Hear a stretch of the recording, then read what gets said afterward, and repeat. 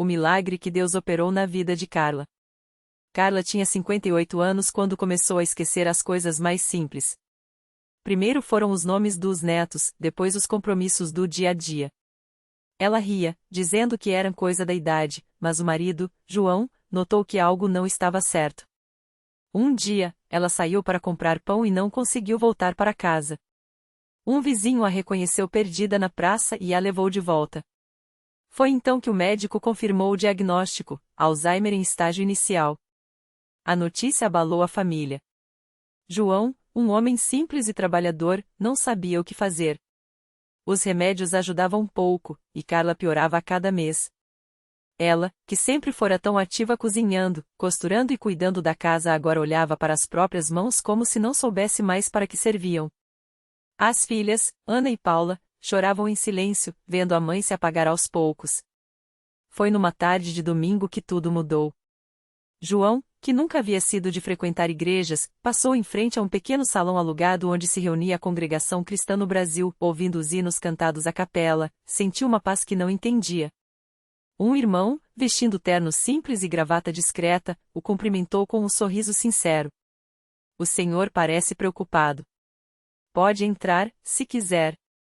Aqui todos são bem-vindos, disse o irmão, sem insistir. João hesitou, mas algo o levou a aceitar. Dentro do salão, tudo era simples, cadeiras enfileiradas, irmãos e irmãs vestidos com modéstia, alguns com bíblias nas mãos. Não havia instrumentos, apenas vozes unidas cantando: Jesus, meu Salvador, a ti me entrego agora. O ancião, um homem de cabelos brancos e voz serena, dirigia a reunião com humildade. Carla não estava com João naquele dia, mas ele voltou no culto seguinte e dessa vez, levou a esposa. Ela entrou confusa, segurando com força a mão do marido. Alguns irmãos olharam com compaixão, mas ninguém a tratou com pena. Uma irmã se aproximou e, com delicadeza, guiou Carla até um lugar na frente. Deus está aqui, minha irmã. Ele ouve nossas orações, sussurrou a irmã, colocando a mão no ombro de Carla. O culto seguiu com leitura da Bíblia, orações fervorosas e testemunhos dados de pé. Um irmão contou como Deus o livrara de um acidente. Uma irmã agradeceu pela cura de uma doença. Carla ouvia tudo, os olhos cheios de lágrimas que não sabia explicar. No final, o ancião anunciou a Santa Ceia. Os irmãos se levantaram em silêncio, e o pão foi partido.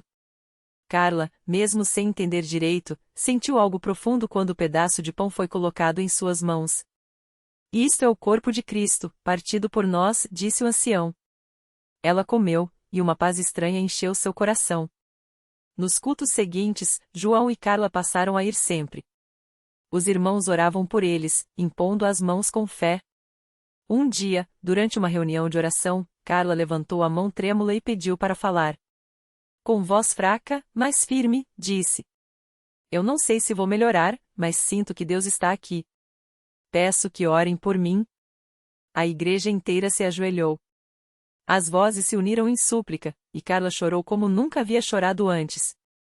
Uma semana depois, algo inesperado aconteceu. Carla acordou e, pela primeira vez em meses, lembrou-se do nome das filhas sem hesitar. João, incrédulo, a olhou nos olhos. Carla, você se lembra de mim? Ela sorriu. Claro que me lembro, João. Você é meu marido. Há 38 anos. Os médicos não tinham explicação. Os exames mostravam uma melhora inexplicável. O Alzheimer, que antes avançava rápido, agora parecia ter sido detido. Carla não ficou 100% como antes, algumas memórias ainda se perdiam, mas ela recuperou o suficiente para viver com dignidade. Voltou a cozinhar, a reconhecer os netos, a participar das reuniões na igreja. No dia do seu batismo nas águas, Carla testemunhou diante de todos. Eu não sei por que Deus me escolheu para este milagre, mas sei que foi pela fé e pelas orações dos irmãos. Antes, eu pensava que minha vida estava acabando. Hoje, sei que Deus tem um propósito para mim. O ancião, com os olhos brilhando, acrescentou: Este milagre não é só para Carla. É para todos nós, para que saibamos que Deus ainda opera hoje, na simplicidade, na humildade, quando nos entregamos a Ele de todo o coração. Carla e João continuam frequentando a congregação cristã no Brasil. Ela agora ajuda outras famílias que passam por provações, compartilhando sua história com amor. Sempre que alguém pergunta como tudo aconteceu, ela responde: não foi por mérito meu. Foi pela graça de Deus e pela fé dos irmãos que oraram por mim. Aprendi que, mesmo quando tudo parece perdido, Deus está no controle. Basta confiar. E assim, entre hinos cantados sem instrumentos, cultos simples e irmãos que se amam em Cristo, a história de Carla se tornou mais um testemunho vivo de que, onde há fé, Deus age. Anos depois daquele dia que mudou tudo, Carla e João receberam uma visita inesperada. Era a irmã Lúcia, uma das primeiras pessoas que oraram por Carla naqueles dias difíceis. Ela chegou com um abraço apertado e um sorriso que iluminava o rosto. Carla, você lembra quando eu te disse que Deus tinha um propósito para a sua vida? Perguntou, com os olhos cheios de lágrimas. Hoje eu vim te contar que minha filha, que estava afastada da igreja, voltou para o Senhor depois de ouvir seu testemunho. Ela disse que, se Deus podia fazer um milagre tão grande na sua vida, também poderia transformar a dela. Carla não conseguiu segurar as lágrimas. Era como se Deus estivesse mostrando a ela que sua história não tinha sido apenas para seu próprio bem, mas para tocar outras vidas. Naquele momento, ela entendeu ainda mais o que o irmão que presidia o culto tinha dito naquele dia: o milagre não era só para ela. No culto seguinte, Carla se levantou para dar um novo testemunho. Dessa vez, não era só sobre sua cura, mas sobre como Deus estava usando sua vida para abençoar outros. Enquanto falava, viu vários irmãos assentindo, alguns chorando, outros sorrindo com esperança. Era como se o Espírito Santo estivesse confirmando ali que, quando nos entregamos a Deus, Ele não só nos cura, mas nos faz instrumentos de bênção. João, que antes era um homem quieto e reservado, agora também compartilhava sua fé com mais ousadia. Ele costumava dizer: antes, eu só acreditava em Deus. Hoje, eu o conheço. Porque Ele não só salvou minha esposa, como mudou meu coração. Os anos passaram, e a história de Carla continuou a se espalhar. Muitas vezes, pessoas de outras cidades vinham até a congregação só para conhecê-la e ouvir diretamente como Deus tinha agido. Alguns chegavam com dúvidas, outros com dor, mas todos saíam com uma coisa em comum: a certeza de que Deus ainda faz milagres. Uma tarde, enquanto Carla ajudava a preparar a ceia do Senhor, uma jovem chamada Mariana se aproximou, tímida. Irmã Carla, eu ouvi seu testemunho e, eu também estou passando por uma prova muito grande, confessou, com a voz trêmula. Meu marido está doente, e os médicos não dão esperança. Mas depois de ouvir você, eu acreditei que Deus pode mudar isso. Carla segurou as mãos de Mariana e olhou nos seus olhos com uma paz que só quem já viu o impossível se tornar possível pode ter. Minha irmã, se Deus fez por mim, Ele pode fazer por você também. Não é a força da nossa fé que opera o milagre, é a bondade dele. Vamos orar juntas? E ali mesmo, entre as cadeiras arrumadas e o cheiro do pão sem fermento, as duas se ajoelharam. Carla orou com a mesma simplicidade de antes, sem palavras bonitas, mas com um coração cheio de confiança. Senhor, Tu conheces a dor da minha irmã.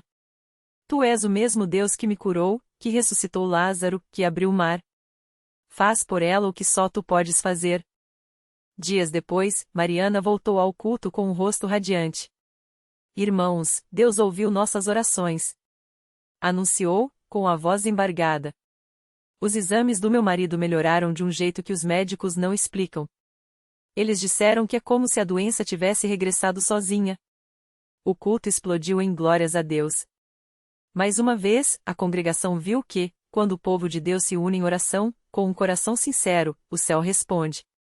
Carla, agora com os cabelos já marcados por alguns fios brancos, costuma sentar nos fundos da igreja e observar os novos irmãos que chegam. Ela sorria ao ver crianças correndo, jovens lendo a Bíblia, famílias unidas. Cada rosto ali é uma história, cada vida é um milagre em potencial. Deus não mudou, ela murmura, às vezes, enquanto fecha os olhos para orar. Ele ainda está aqui, no meio de nós, fazendo o que só Ele pode fazer. E assim, a história de Carla não terminou. Ela continua, não só na vida dela, mas em cada pessoa que, ao ouvir seu testemunho, decidiu confiar em Deus um pouco mais. Porque, no final, os milagres não são só para quem os recebe, mas para todos que precisam acreditar que, mesmo nos momentos mais escuros, a luz de Deus nunca se apaga. Um domingo de manhã, enquanto Carla observava o templo se encher de irmãos, seus olhos se fixaram em uma jovem que entrou sozinha, com o olhar baixo e as mãos trêmulas. Era Ana, uma moça de 20 e poucos anos que havia chegado à igreja pela primeira vez, trazida por uma colega de trabalho. Carla reconheceu naquele rosto a mesma dor que um dia sentiu, o peso de uma batalha invisível, a luta contra algo que só Deus poderia entender. Ana sentou-se em um dos bancos do fundo, como se quisesse passar despercebida. Mas Carla, movida por uma paz que só vem do Espírito Santo, sentiu que não era coincidência aquela presença. Ao final do culto, enquanto os irmãos se cumprimentavam, ela se aproximou com um sorriso suave. "Primeira vez aqui?" perguntou, sem pressa. Ana sentiu, enxugando discretamente uma lágrima que escapou.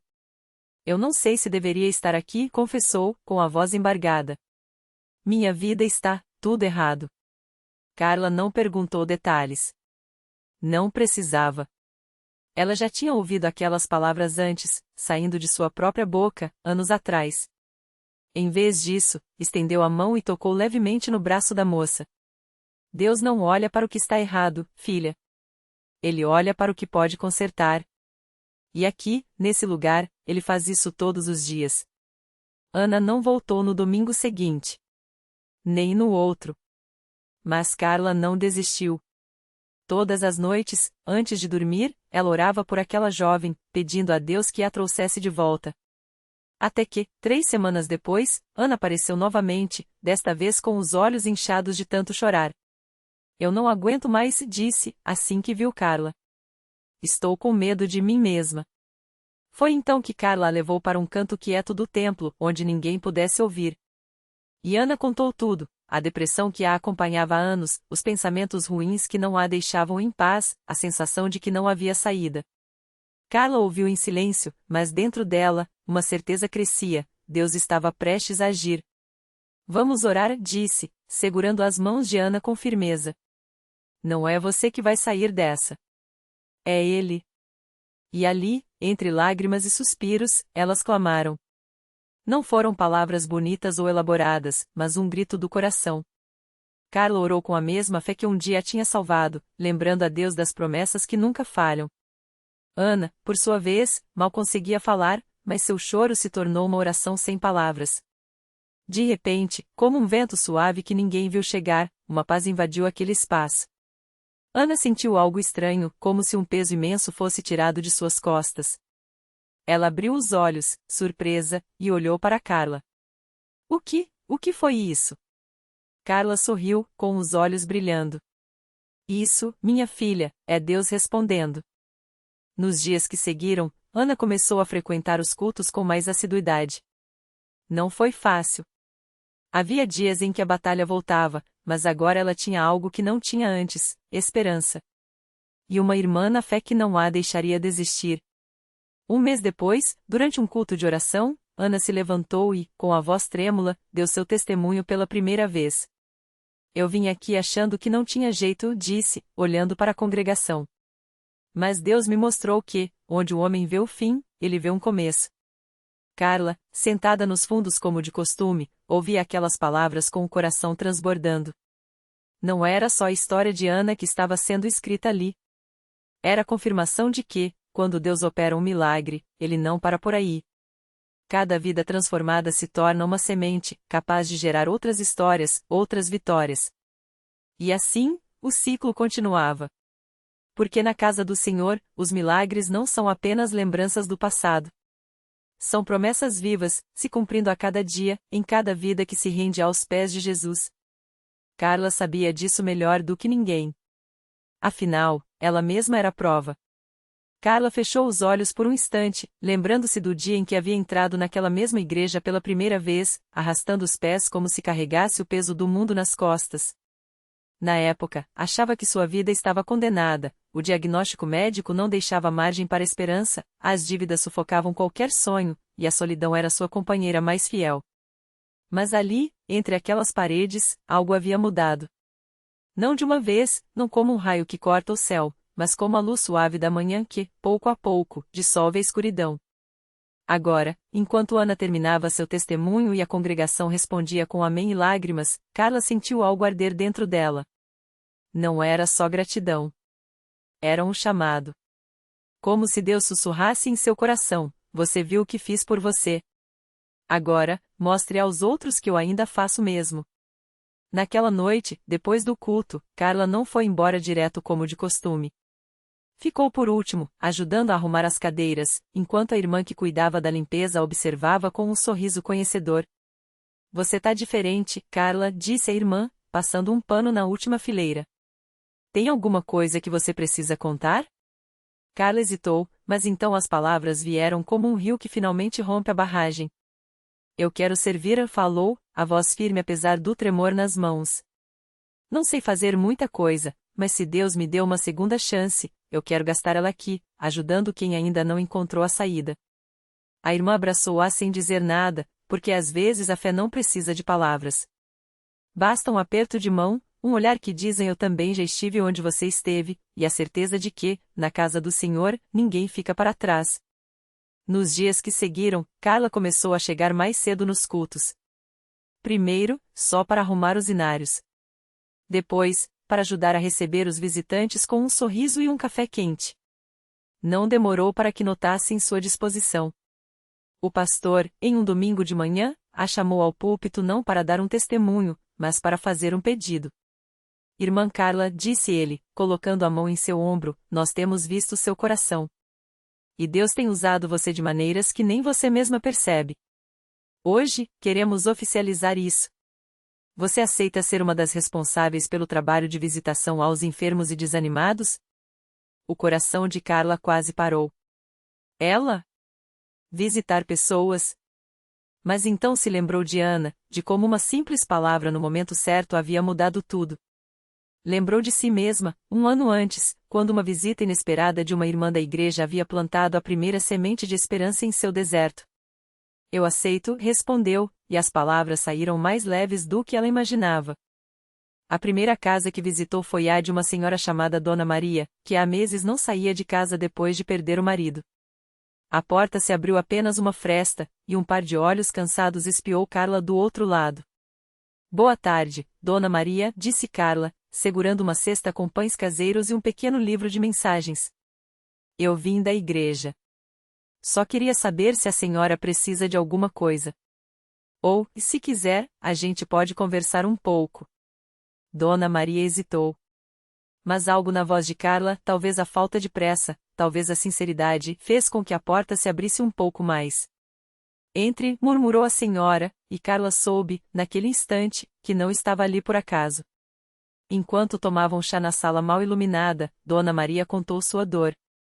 As noites em claro, a sensação de que Deus havia se esquecido dela. Carla ouviu tudo, e quando a senhora finalmente se calou, esperando talvez uma resposta pronta ou um verso decorado, Carla fez algo inesperado, chorou junto. Eu já me senti assim, confessou, enxugando as lágrimas. Mas Deus não se esquece de ninguém. Às vezes, Ele só está preparando algo tão grande que a gente não consegue enxergar ainda. Dona Maria olhou para ela por um longo tempo. Depois, com mãos trêmulas, pegou a Bíblia que estava na mesinha ao lado e a abriu em Salmos 30. Choro pode durar uma noite, mas a alegria vem pela manhã. Eu lia isso todo dia, disse, a voz quebrada. Mas hoje eu acreditei de verdade. Quando Carla saiu daquela casa, o sol já estava se pondo, pintando o céu de laranja. E ela soube, sem sombra de dúvida, que o milagre que havia recebido não era só para ela. Era uma tocha, passada adiante, para iluminar o caminho de quem ainda tropeçava no escuro. Na igreja, o ciclo continuava. Porque o milagre nunca é apenas um ponto final. É o começo de uma corrente de graça, que não para, não se cansa, não desiste. E Carla, que um dia entrou ali como uma sombra, agora caminhava como luz. Não por seu próprio mérito, mas porque havia aprendido a lição mais simples e mais profunda de todas: quando Deus toca uma vida, Ele não a toca para guardá-la numa prateleira. Ele a toca para que ela toque outras. E assim, o impossível se torna comum. O desespero, esperança. E cada história de vitória se multiplica, como pães e peixes nas mãos do Mestre. Carla não perdeu tempo. No domingo seguinte, ela estava ali, no mesmo banco onde havia chorado tantas vezes, mas agora com os olhos brilhantes e as mãos firmes, segurando um microfone. Não era uma pregação, não era um testemunho ensaiado, era apenas uma mulher contando, com a voz quebrada pela emoção, como Deus havia tirado dela o peso que nem os médicos, nem os remédios, nem as palavras de conforto humano haviam conseguido aliviar. Eu vim aqui quebrada, ela disse, olhando nos olhos de cada irmão que a escutava. Mas Deus não me deixou sair assim. Ele me levantou, me curou, e agora eu não posso ficar calada. E não ficou. Carla começou a visitar as irmãs que, como ela, carregavam fardos invisíveis. Não com sermões, mas com um abraço apertado, um café quente e a certeza de que ela entendia aquele silêncio cheio de lágrimas. Uma delas era Marisa, uma jovem mãe que há meses não conseguia dormir, assombrada pela depressão depois do nascimento do segundo filho. Carla sentou ao lado dela no pátio da igreja, enquanto as crianças brincavam nos jardins, e contou sua história. Não como quem dá uma receita, mas como quem oferece uma mão para sair do poço. Eu também achei que nunca ia sair dessa, confessou Carla. Mas Deus não nos abandona, Marisa. Ele está aqui, agora, do seu lado. E eu também. Marisa chorou. Não foi uma cura instantânea, as batalhas da alma muitas vezes são lutadas passo a passo. Ela sentiu algo se mexer dentro dela, como uma semente que finalmente recebe água depois de tanto tempo no deserto. E assim, sem alarde, mais uma vida começou a se reerguer. Enquanto isso, o pastor observava tudo de longe, com um sorriso que só quem conhece os caminhos de Deus entende. Ele sabia que cada vida transformada era como uma pedra jogada num lago, as ondas se espalhavam, alcançando lugares que os olhos não viam. E foi assim que, algumas semanas depois, um homem chamado Roberto, que há anos evitava a igreja por causa de um ressentimento antigo, apareceu na porta do templo. Não veio por convite, não veio por obrigação, veio porque ouviu, de um colega de trabalho, a história de uma mulher que havia sido curada de uma dor que ele também conhecia bem. Eu não acredito nesses milagres, ele disse ao pastor, cruzando os braços, como se isso o protegesse. Mas se Deus fez isso por ela, talvez ele possa fazer algo por mim. E Deus fez.